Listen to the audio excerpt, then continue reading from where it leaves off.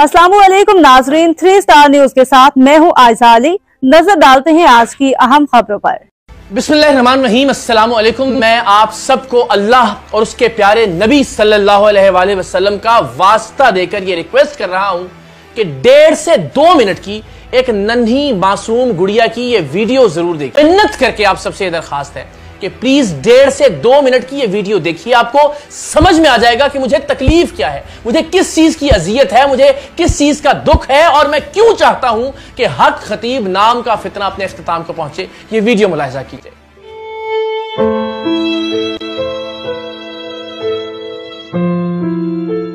अस्सलाम वालेकुम, मेरा नाम एहसन नकवी, इस्लामाबाद से मेरा ताल्लुक है। मेरी आज से 2 साल पहले मेरी बेटी पैदा हुई जिसका नाम बाली सकीना था।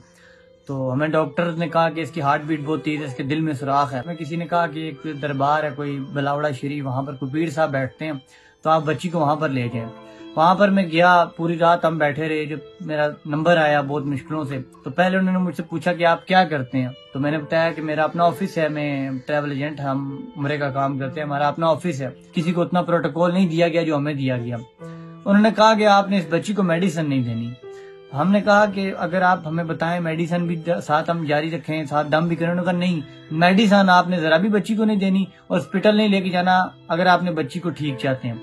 हम बच्ची को एक बार लेके गए, उसके बाद हम दूसरी बार लेके गए, वो इसी तरह करते थे जो उनका था। 3 बार हम बच्ची को लेके गए और हमारी बच्ची की तबीयत मजीद बिगड़ती रही। आखिर में हमारी बच्ची की घर में ही ऐसी कंडीशन हो गई, सांस बिल्कुल बंद हो चुका। उस टाइम हम हॉस्पिटल लेके गए, बच्ची हमारी डायरेक्ट वेंटिलेटर पे चली गई। मेरी बेटी की डेथ हो गई है।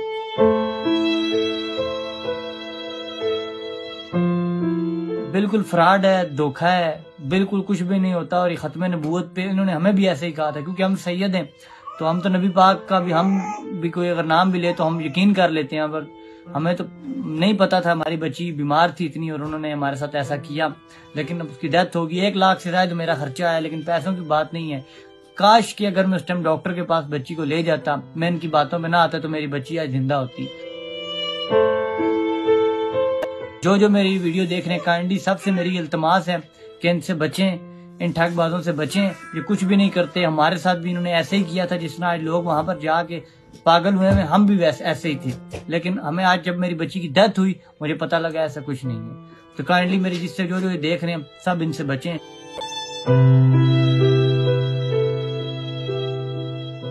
तो जनाब, आपने देखा कि एक नन्ही मासूम गुड़िया जिसको अजियत में मुब्तला करके मार दिया इस दरिंदे ने, इस भेड़िए ने, उस मासूम की जिंदगी बचाई जा सकती थी अगर उसका बाकायदा इलाज करवाया जाता।